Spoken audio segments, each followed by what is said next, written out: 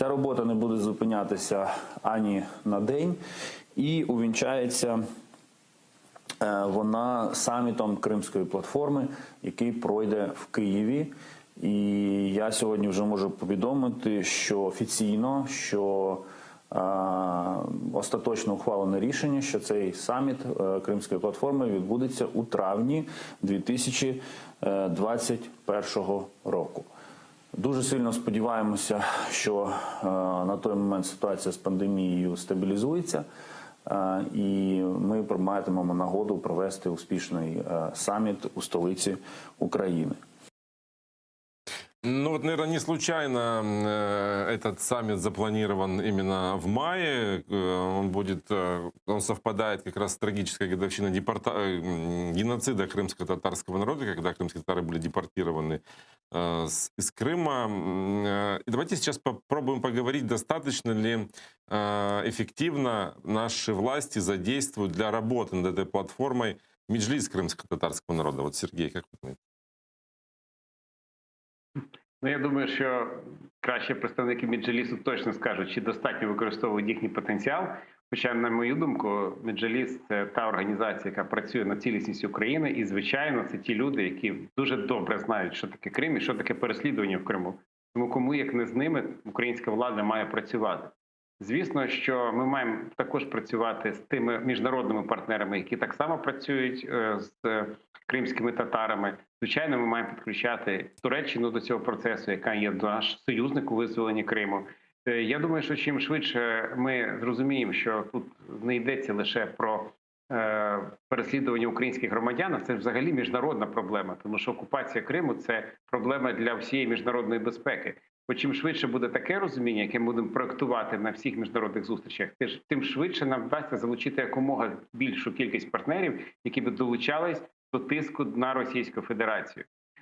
Зараз дуже важливо не забувати кримську тему, тому що блакитна мрія Путіна полягає в тому, щоб якось через проблему Донбасу, через якісь незрозумілі переговори, які зараз відбуваються, в тому числі за участі України, ми забули кримську тематику.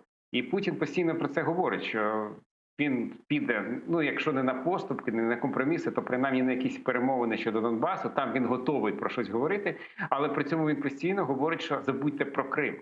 Крим – це все, це закрита історія, це частина Російської Федерації, забудьте про це. От дуже важливо, щоб ми з вами не забули. І дуже важливо, щоб не забули наші міжнародні партнери.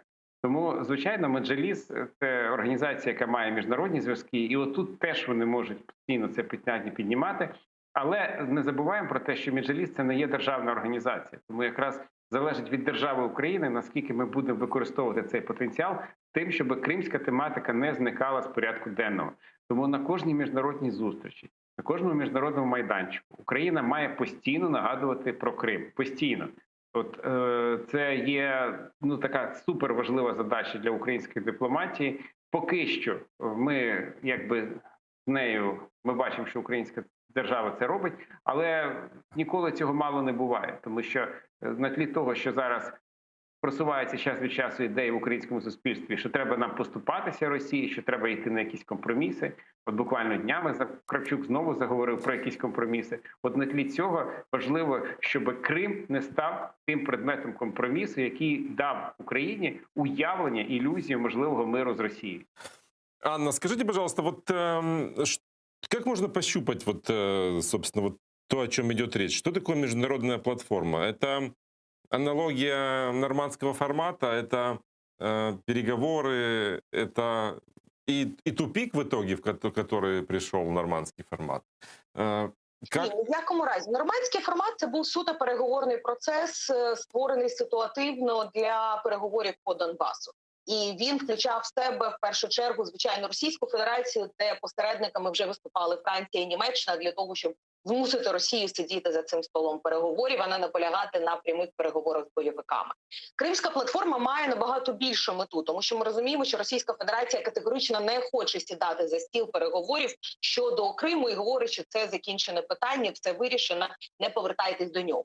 І у нас на сьогодні дійсно дуже важливе питання – це повертати Крим, повертати кримські проблеми на міжнародний порядок денний. Для того, щоб це не було суто там українські намагання воліти в вакуумі, вакуумі якомусь, і Російська Федерація, яка відкидає всі ці закиди. Для того, щоб було зрозуміло, що це питання, яке стосується багатьох, а що у України є союзники, і що не значить, що якщо ми більше уваги приділяємо Донбасу через те, що там безпекова ситуація гірше, що ми забуваємо про Крим. Більше того, тут дуже важливо розуміти, що Кримська платформа буде важлива ще тим, що це не тільки питання кримських татар піднімається. Меджліс дуже потужна організація, і завдяки ним всі ці 6 років постійно кримсько-татарське питання звучить і на міжнародних майданчиках, і в різних країнах. Вони багато зусиль до цього прикладають.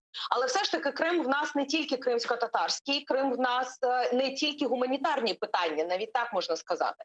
І на сьогодні ми бачимо шалені виклики в сфері і морської безпеки, і пов'язано з енергетичними ресурсами, і пов'язано з окупацією морської зони, і пов'язано з безпекою суднопласту, і пов'язані з охороною навколишнього середовища. І купа рибальства. І тут можна називати проблеми, які викликані цієї ситуації окупації, яка на сьогодні є. Відповідно, до кожної країни можна достукатися через різні сфери. І оця Кримська платформа, це з одного боку неформальна. Да? Кожна країна просто дає свою обіцянку, що вона буде брати в цьому участь. Але таким чином ми залучаємося іншими голосами, ми привертаємо увагу інших держав, ми зможемо виробляти спільні інструменти і механізми юридичні, політичні, дипломатичні, економічні проти Російської Федерації. Можливо, знаходити нові варіанти вирішення окремих соціальних проблем, як там обустройство адміністративних пунктів чи ще чогось на українській території, яка біля Криму знаходиться. Тобто всі ці питання, їх потрібно і піднімати, і обговорювати, і демонструвати Російській Федерації, що ані Україна, ані світ їй не пробачає намагання анексувати нашу територію.